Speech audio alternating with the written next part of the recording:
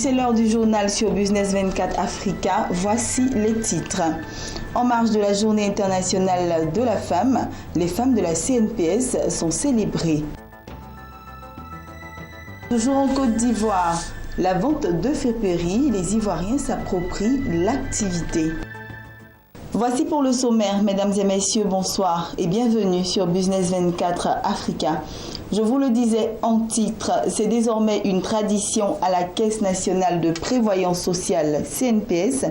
Comme les années précédentes, les femmes de l'institution ont été célébrées en marge de la commémoration de la Journée internationale de la femme. L'événement a eu lieu jeudi au siège de la Caisse nationale de prévoyance sociale CNPS à Abidjan, dans la commune du Plateau. Le reportage de Lawani Babatunde. La cantine de la prévoyance sociale a connu ce jeudi une ambiance particulière, une ambiance de fête. À la faveur de la Journée internationale de la femme, les femmes de la CNPS ont encore été invitées par le premier responsable de l'institution pour être célébrées. La 10e commémoration depuis 2005. Pour les femmes de la CNPS, c'est l'occasion pour elles de marquer un temps d'arrêt pour pouvoir faire le point de la situation des femmes au sein de leur entreprise.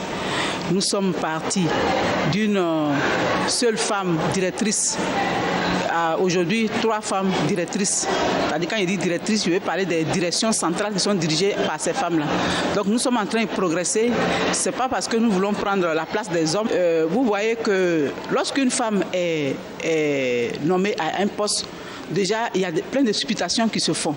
Alors nous voulons nous battre pour que les femmes, on puisse reconnaître les mérites de la femme par rapport à son travail et non par rapport à autre chose. Et en dehors de cela, nous voulons accéder à des postes de responsabilité plus importants.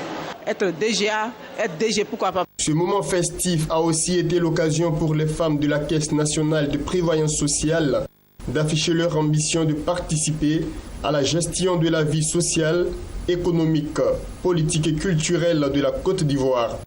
À ce sujet, elles ont bénéficié des conseils de Maître Kogis Ofoumou qui a animé une conférence sur l'apport de la femme pour des élections apaisées.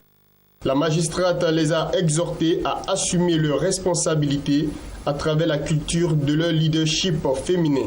Elle les a également invitées à corriger leurs perceptions socioculturelles et à renforcer leurs capacités d'acteurs sociaux.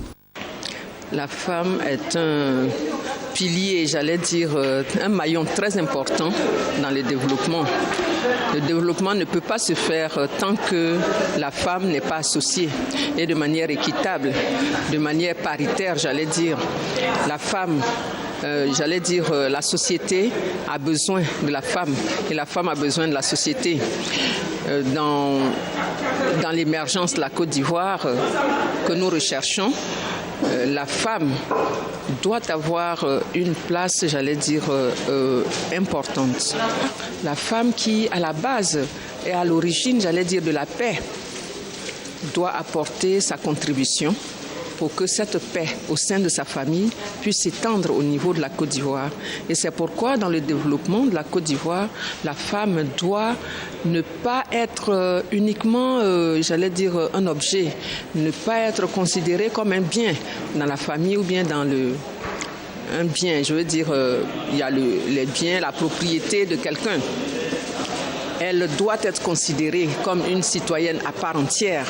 Elle doit être considérée comme un agent de développement, une agente de développement. Cette cérémonie a pris fin avec la remise de présents à la conférencière, au directeur général de la CNPS, aux femmes distinguées meilleurs agents de l'année 2014. Chacune de ces femmes est repartie avec une rose, comme pour traduire l'estime de la CNPS à toutes ces braves femmes. Et toujours en Côte d'Ivoire, confrontés au chômage, certains Ivoiriens ont trouvé une idée pour régler ce problème. L'une des solutions envisagées aujourd'hui est la vente de friperies. Des jeunes Ivoiriens, hommes et femmes, se sont appropriés l'activité et s'y plaisent bien. Lawani Babatunde pour le reportage. Il y a si peu, l'activité était encore détenue par les ressortissants ghanéens et nigériens. Aujourd'hui, ils sont de plus en plus nombreux. Les Ivoiriens qui se lancent dans la vente de friperies de tout genre, chaussures, sacs à main et vêtements. Ici, dans la commune de Cocody, certains jeunes révèlent leur passion pour cette activité, tandis que d'autres l'exercent après avoir rencontré des difficultés d'insertion dans le tissu professionnel. On est parti à l'école, on a fini, il n'y a pas de travail. Bon, moi, comme ça, personnellement, j'ai décidé de mener ce métier. Bon, par la grâce de Dieu, ils m'en sont un peu, je ne me plains pas. C'est ce que j'ai vu, les ventes. Au moins, pour me défendre en tout cas, me défendre, pour pouvoir de ne pas dire aux gens, bon, aujourd'hui, je vais telle chose, pour ne pas attendre quelqu'un pour me donner de l'argent. C'est pour cela que je me défends. Aujourd'hui, on a tendance à dire forcément aller travailler dans le bureau. Si avec le diplôme qu'on a et qu'on cherche le boulot, ça ne va pas. Et qu'on analyse que les Aoucha, mis de rien, ils font ça et puis s'en sortent. Et que nous qui sommes assis là en train de dire non, on va aller chercher les diplômes pour venir forcément travailler dans le bureau. Et que les petits métiers comme ça peut être un peu juteux. Donc on profite de l'occasion pour se renseigner. Et puis on profite aussi pour s'acquérir un peu les marchandises, pour venir essayer, pour voir aussi comment ça rapporte tout ça. Le sucre quoi, c'est comme ça, tout mis de rien ça va. Ces jeunes Ivoiriens s'approvisionnent chez des grossistes nigériens à Adjamé, une zone commerciale de la ville d'Abidjan. D'autres effectuent le voyage à Accra et à Lomé pour acquérir les meilleurs articles. Des objets le plus souvent appréciés des consommateurs. Je pense que les achats de la friperie sont très bonnes, de qualité. Bon, le prix est abordable, mais je pense que les chaussures sont de très bonne qualité que dans les magasins. Selon les vendeurs, le commerce de friperie rapporte d'importants dividendes. C'est pourquoi ils tiennent à inviter les jeunes Ivoiriens en quête d'emploi, principalement les non-diplômés, à se lancer dans cette activité. J'arrive à me nourrir, ma famille, en tout cas, ma femme, mon petit frère qui est là, je m'appelle ça, je vais à l'école, je m'occupe d'elle. C'est dans ce métier-là que je me défends. Bon, dans la semaine, souvent, au moins 30, 20 000, 40, si Dieu le veut. Souvent, une journée comme ça, 15 000, 20 000. Il y a des semaines, ça ne marche pas, mais un peu. Je trouve, mais pas trop comme d'habitude. Je ne regrette pas. En tout cas, souvent quand ça ne marche pas, bon, je me dis, il faut choisir autre chose. Mais souvent ça marche et j'oublie ça. Par la grâce du Dieu, il y a eu quand même à le minimum, c'est déjà le plus important. Pour un jeune, par jour, si tu arrives à vendre un peu, 2 ou 3 pains, et si ça varie selon les jours, c'est intéressant. On arrive quand même à s'en sortir. C'est un exemple que je vous donne par exemple. Tu vois, chez une chaussure à 2 000 en prix en gros. Et que tu viens la revendre peut-être à 3 000, tu vas te faire un bénéfice de 1 000. Ouais, moi, énormément, j'invite aussi encore d'autres Ivoiriens qui ne savent pas ce qu'ils font, en tout cas vraiment qui s'engagent dans ce domaine-là, ils ne vont pas regretter. Donc, je les invite à s'engager dedans. Les Ivoiriens commencent à s'intéresser à de nombreuses activités économiques, longtemps aux mains des ressortissants des autres pays d'Afrique.